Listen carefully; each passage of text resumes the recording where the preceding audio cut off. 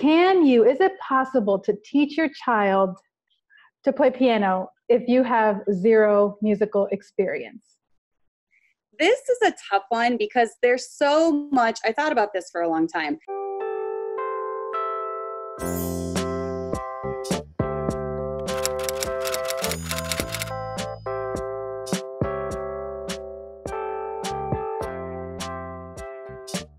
Now, before we get started, I do want to let you know that this video is sponsored by Framing the World Productions.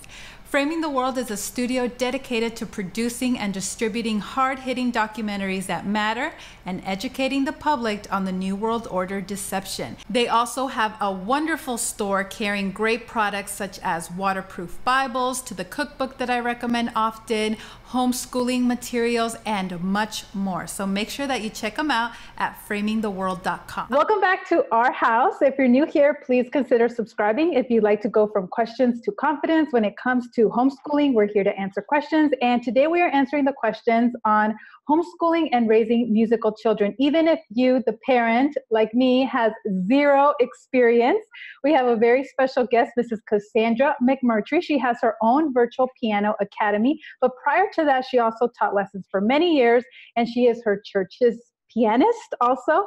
From classically trained to hymns at church, she's going to share her expertise with us. So thank you for being here, for taking the time. I appreciate it. Thank you for having me. Okay, so you have a lot of experience, a lot of wisdom in this. So first, let's start with the basics. Is it possible to teach your child to play piano if you have zero musical experience? This is a tough one because there's so much. I thought about this for a long time.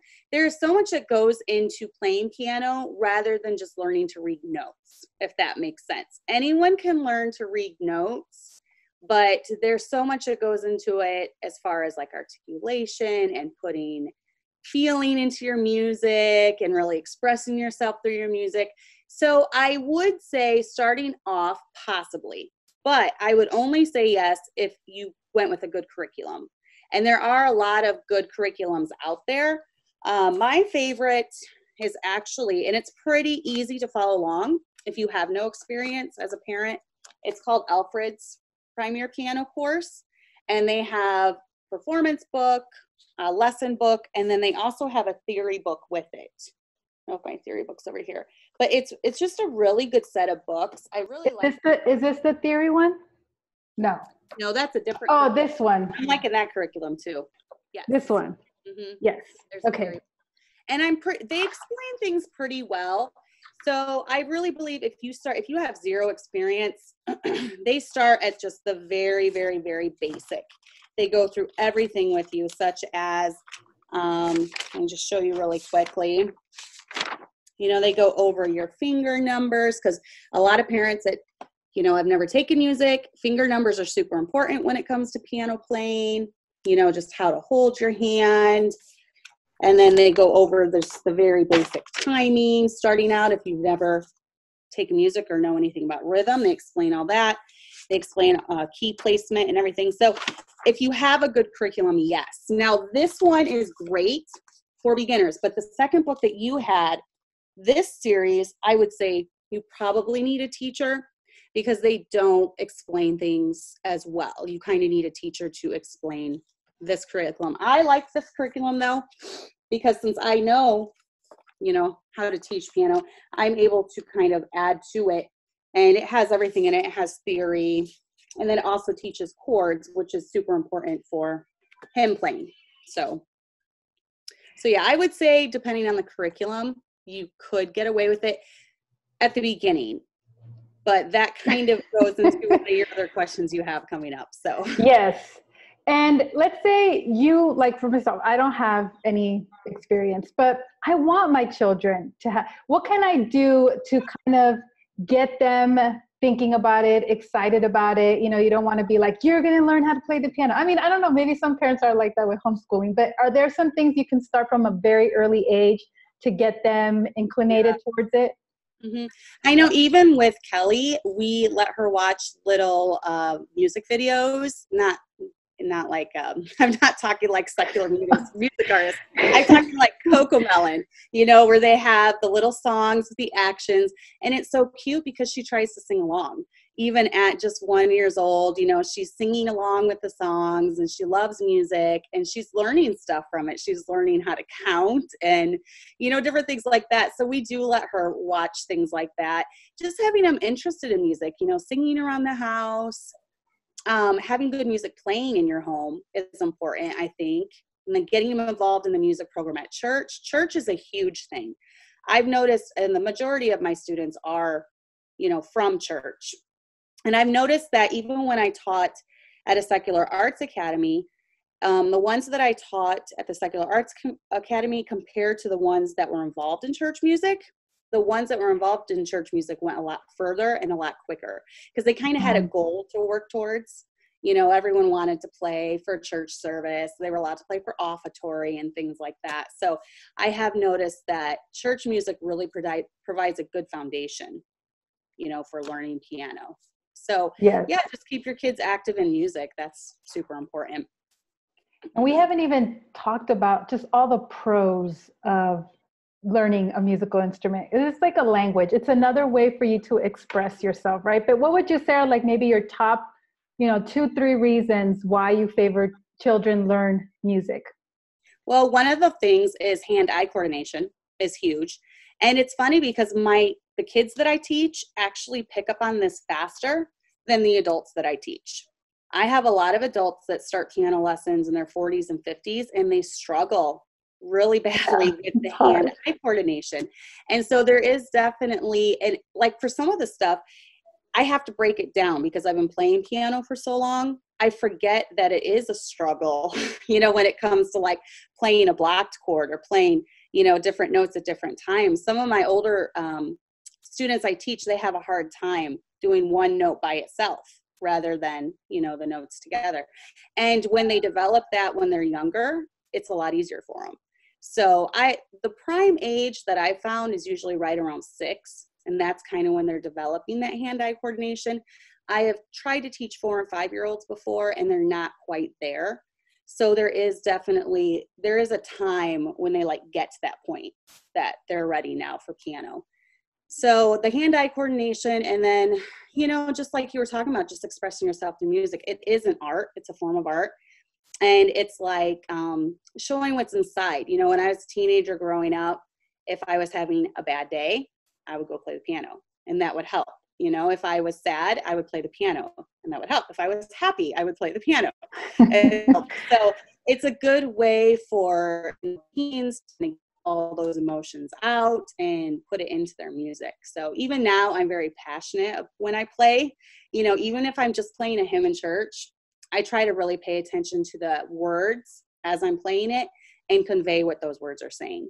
And, the audience and congregation, they pick up on that.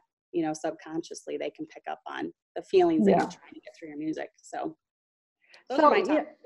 I know I didn't have this in the questions, but could you kind of give us a little background history on how, what age did you start? What made you love it? And how you made it into a career even, just doing your own academy.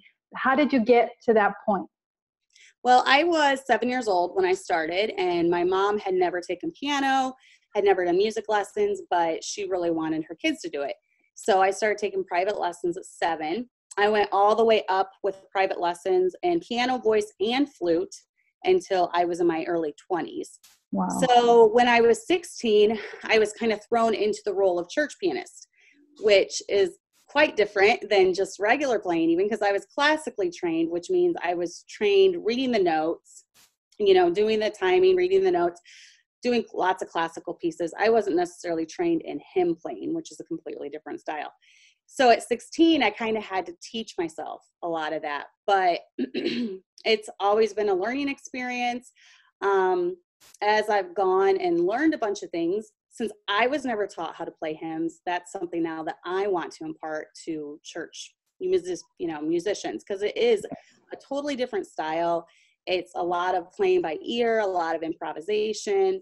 So that's the thing I was not taught.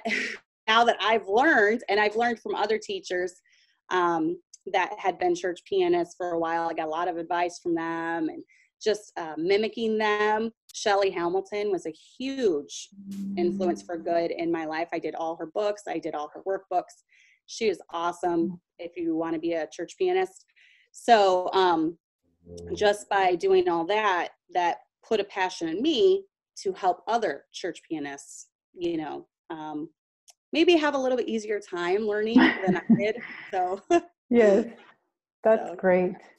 And here you are. Yeah. And you're making a huge impact. You're my teacher, my kids' piano teacher. They love you. You have such a great balance between being encouraging, but also pushing them, you know, and they really do grow. And yeah, you're an amazing teacher. So thank you for that. So let's start with where to start. Okay. So let's say you do want your children to be musical, play a piano, play an instrument, you're homeschooling, you have no experience at all. Where would a parent start? What would you recommend? Well, first you need a good instrument. That's number one. So lots of parents are like, well, I'll just buy a keyboard. Well, my opinion is I don't like keyboards. No. I don't like the electronic feel. So I urge parents to look on Facebook Marketplace, to look on Craigslist. They have free pianos all the time. You just haul it away and it's yours. So I really encourage parents to do that. And then they're going to be paying $80 to $100 to get it tuned. So, you know, if you're willing to haul it off, look there, get one. If you have room for it, that's great. If you can't get a real piano, keyboard will suffice. But I always encourage them to get at least 88 keys. It's 88 keys. Some have 77, I believe. Some have 66. I'm not sure if those are the exact numbers. But anything below 70 keys, I try to kind of keep them away from, because you want the whole keyboard. Right. So a good instrument would be first. Secondly, you know, if you're willing to put in the money, find a good teacher. If you don't feel like you're confident enough. Now there are some, like I believe Hoffman Academy has some online, free online lessons. I've never really checked them out, but there are some free things. There are free things on YouTube you can look into. But once again, I find with most students, even when they are self-taught, they hit a wall. And there's just some things that you need a teacher for. You know, there's some things, because for me personally, I kind of know what to look for when it comes to certain things, as far as, you know, most kids kind of do the same thing when it comes to playing piano. They kind of have the same weaknesses. They kind of have the same strengths. So I know what to look for if it's like timing issues or not reading the notes well enough or whatever it comes to that. So, but yeah, and then get a good curriculum. If you're going to teach them yourself, or try to do the YouTube route, you know, get a good curriculum that will be very self-explanatory. I've actually had adults that have worked their way through. This is another good series, Adult Piano Lessons, all-in-one lesson book by the Fabers. And I have had adults that have worked their way through these. Now, most of my adults, they do come to a place where they kind of hit a wall and they need extra help. But this is a good series that's very self-explanatory. So, you know, that's where I would start. Yes. And that's so true about getting pianos. We got ours. I think it was OfferUp I spent more on the paint than I did on the piano. It was like $100, and then they even delivered it to us. So, nice. And we still haven't had it tuned, but I'm assuming it's okay. It sounds okay. I'm going to get it tuned one day. It's not that bad, actually. I have some students, it's almost like when I play my piano, their piano is like a half a key or a whole key, a step down. So yours actually isn't bad. Okay, good. Yeah, because I can imagine. So, but you think piano, that's a good instrument for a child who's new, you know, like the parents aren't musical, versus, I don't know, you'll play other instruments as well. So compared to the other instruments, is the piano the easiest to tackle at home? Piano provides a good foundation for other instruments. I took piano for about 7 years before I started playing the flute. And because of that, I knew already so much. I knew all my timing. The notes are the same. The flute is also a key of C instrument. So all the notes are the same anyways. But because of that, I already knew all my notes and how to read them. And so I was able to advance very quickly with the flute. Yeah, I think piano is, because you're going to get very basic concepts from learning piano. You're going to get your timing down. You're going to be able to start reading notes and getting all that down before you then move on to another instrument. So I think. Now, do you need to know how to read music before you start, or you can kind of do it together? Yeah, Okay. no. You mean the parent? Does the parent need to know, or no, like the student? Well, that's what you learn. Yeah. Okay. Perfect. You learn that as you go. That's all about playing piano. The most basic thing is note reading. I'm really strong on note reading. I believe in learning to play by ear and improvising, but you need the good foundation of being able to play anything that's thrown at you. So you can only have that by note reading. Reading them.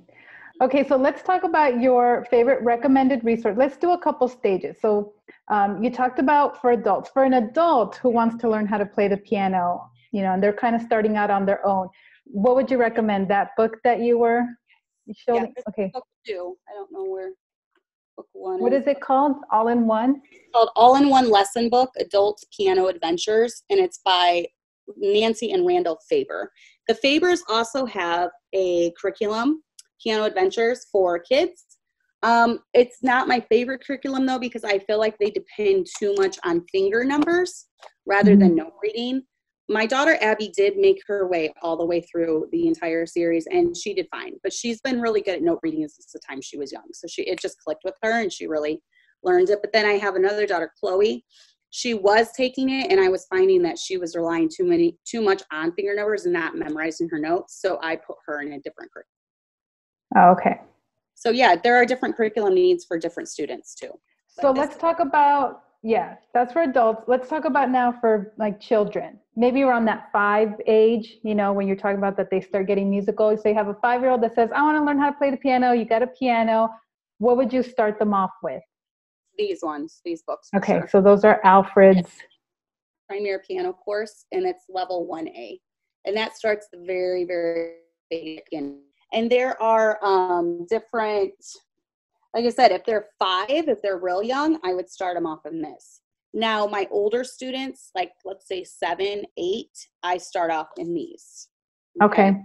There is definitely a different level of understanding between a 7-year-old and a 5-year-old.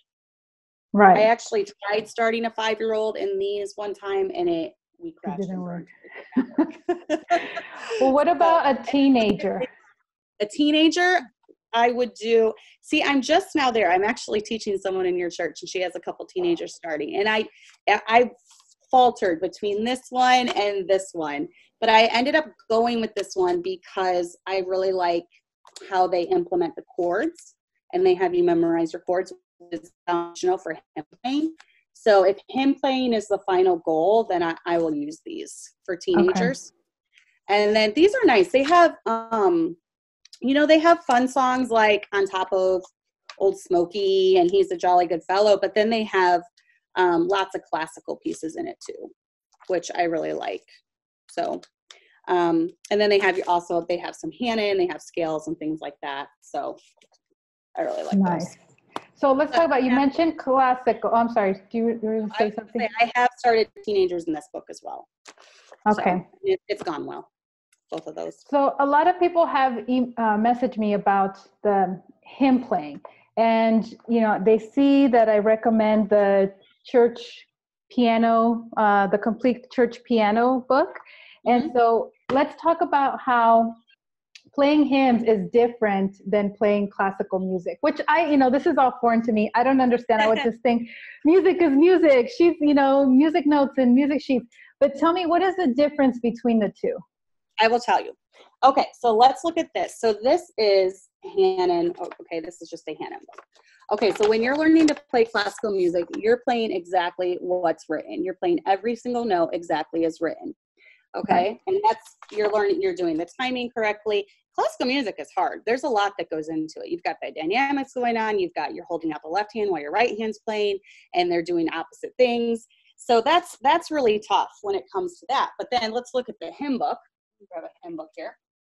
Okay, so all hymn books, they have 4 basic parts. Okay, they have 4 basic notes in them. They have the bass note and the tenor note, the alto note, and the soprano note. This is all that's written in a hymn book.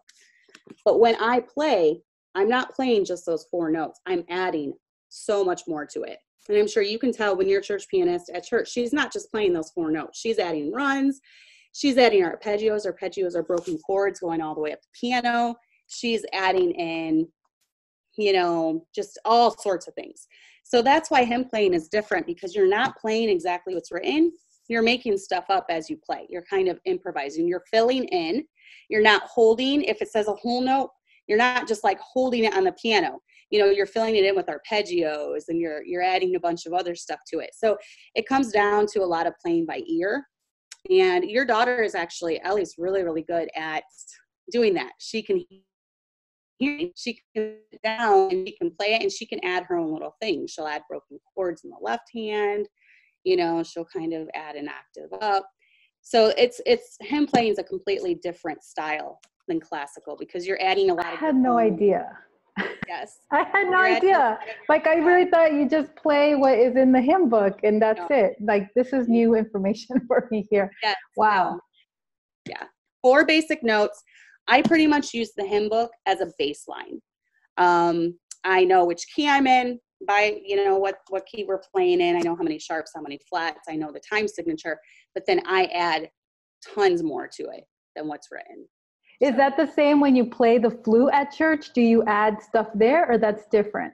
Sometimes, but that's a little different, because when it comes to my flute playing, if I'm playing a hymn, I will add a little extra stuff. I'll add a little trill here, or I'll add maybe a little run here with my flute if I'm playing a hymn. But when it comes to like arrangements, I'm pretty much playing what's written with the flute. And the same thing with piano. There's piano arrangements too that you would play more like classical pieces. You know, there's, but those are different than hymns as well. The hymns are the 4 basic notes, and that's it. And then what you as a hymn player, you have to improvise it and make it sound better. You have to add things in and put fillers in and things like that. So this course, you know, this is not teaching you how to add all those little things then. No, this is just, okay. He does do some of that. He, in fact, this is what I kind of do too. He starts out by just doing the chords. You're doing the basic chords. But then about halfway through book 1, he starts adding in the broken chords. So then you're doing broken chords, which is not written in the hymn book. You know, so you're learning your chords, but then you're learning how to do broken chords. So when I teach out of those books, I kind of do that from the beginning. I have them play the way it's written, but then I have them make something up different. So I have them play, instead of the blocked chords, which the blocked chords is when you put all 3 notes down at the same time, I have them do broken chords in the left hand, which is where you do each note individually. So I have them do that from a young age so that they can start learning, even though they're looking at one thing, they're playing another, if that makes sense. Okay. So would you say that someone could teach themselves how to play hymns for church just using these books? Yes, I believe they could. Now, at the beginning, it's tough because anyone can learn from those at the beginning. If you have no piano experience, because he puts all the fingerings. So all the fingerings are listed and all the chords. He teaches you your chords. You know, he shows you which note is which on the piano. And then he puts the finger numbers. But then you're kind of thrown into it. People always hit this wall in those books when it comes to reading notes, because he starts slowly taking out the fingerings. So then they're just supposed to memorize the notes. You know, they just have to memorize them. And they run into the wall because they haven't really learned those notes yet. So that's why having a good foundation is important, so that, you know, if you go into those books knowing the notes, you're going to have a head start, obviously. So that's where things like this, like the flashcards that you recommended to help learn your notes. Okay. So let's talk about, go ahead. I was going to say, if you want to learn notes too, there's games like on musictheory.net. There's little apps that you can buy to help you learn your notes, you know, just to make it fun, things like that. Okay, I'm going to check that out. So let's talk about hitting a wall. When do you think you need a real teacher? At what point? Well, I think most people kind of realize it. I'm like, I'm over my head now.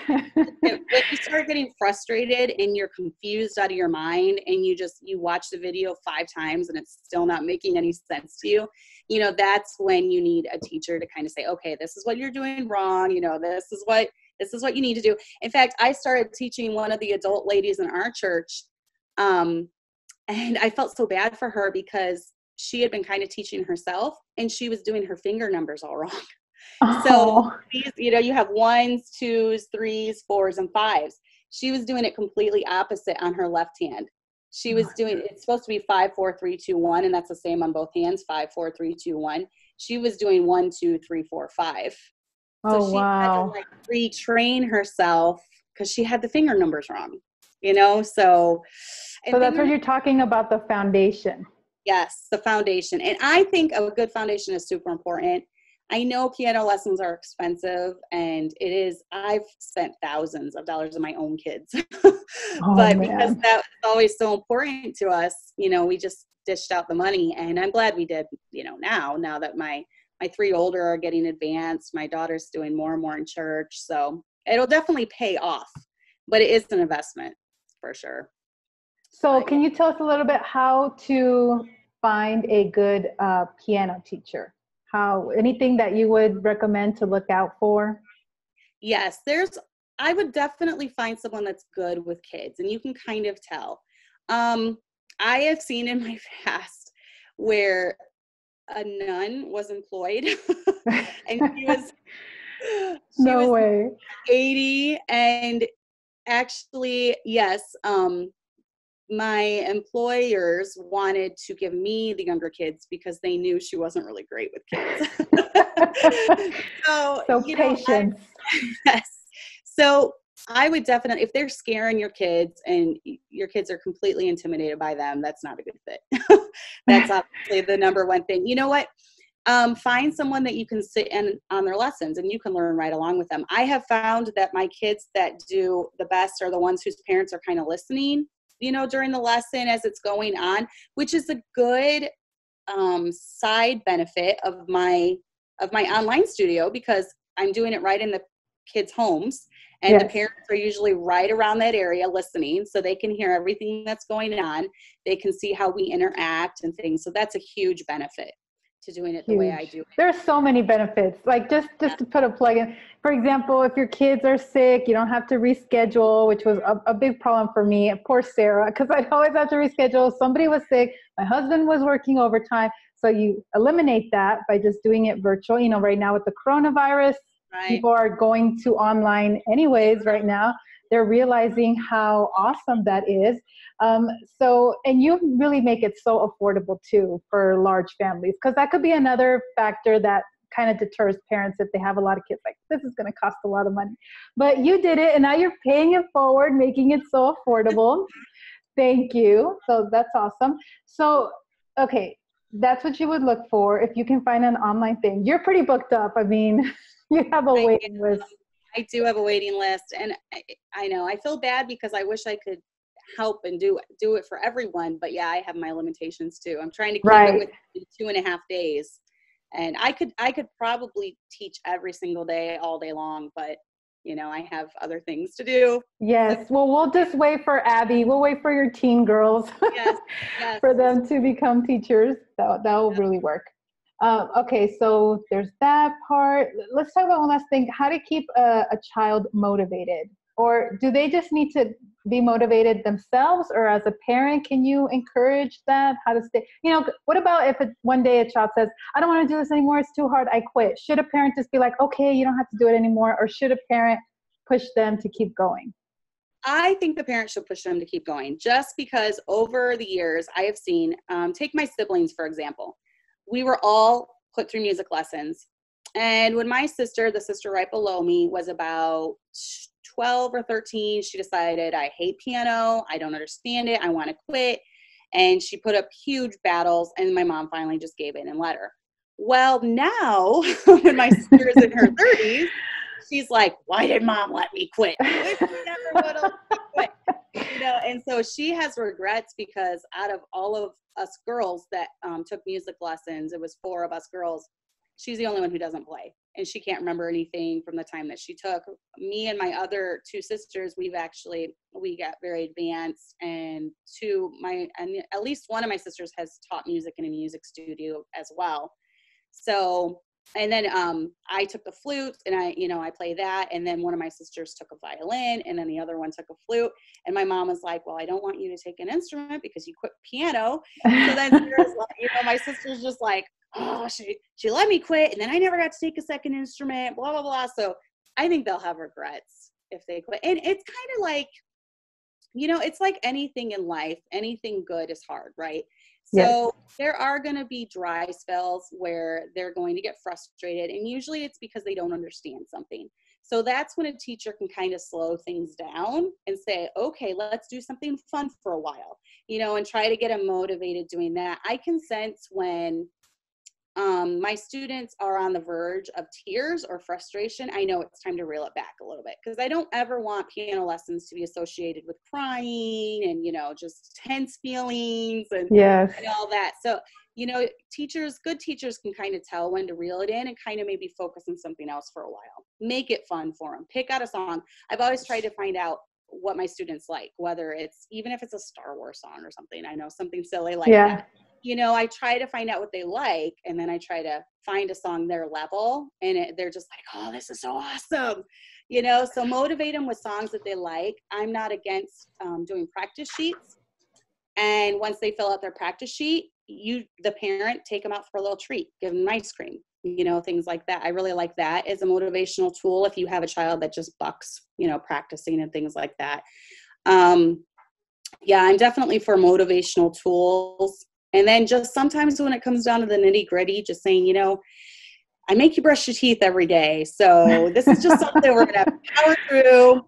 Someday you'll thank me, you'll thank me when you're an adult and all your teeth aren't falling out. And someday you'll thank me when you're an adult and you know how to play piano and you're teaching other people to play piano. So sometimes you do just have to power through. Yeah. So you've never met anyone that said, oh, I wish I never learned how to play the piano. I wish I never had to take lessons. No. In fact, one of the man that does our music at our church, he's phenomenal, and he teaches in Chicago at a private school, and he composes his own music now. He's actually teaching Abby and Chloe piano as well, and he says all the time he's so glad his parents made him stick with it because he wanted to quit. He hated it when he was growing up, but his parents made him come on, and now it's his whole career. So wow, yeah, that's great. And especially to, maybe if parents have girls and they're thinking, well, I don't want her to be working outside the home or anything, but this is an opportunity where you could, like you're doing, making some money from home and really making a difference in that next generation. And like you said, you saw a problem, a need, and you're filling it, helping them being able to learn how to play from classical to hymns at church. So it's a great benefit for young ladies, right?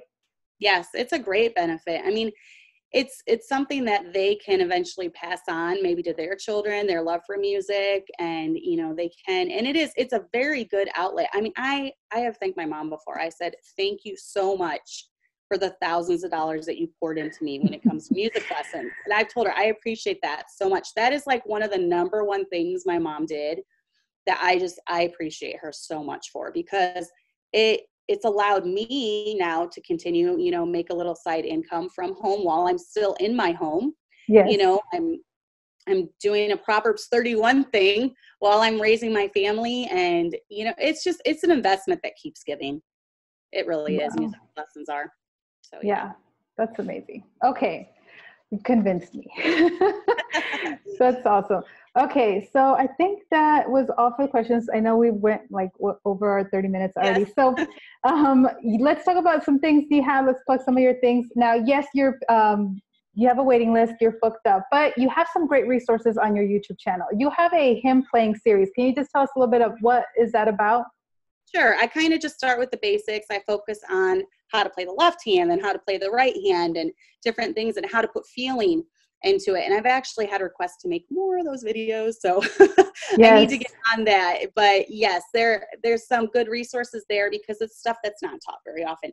There are a few teachers out there now that you can, I know of another very good pianist. She actually teaches the Jimenez's son, and she also does online piano lessons. So it is starting to grow a little bit more. And I think after this coronavirus, there's going to be all teachers to choose from. So that's a good thing. It's good that it's finally getting out there, and, you know, things are being taught when it comes to him playing.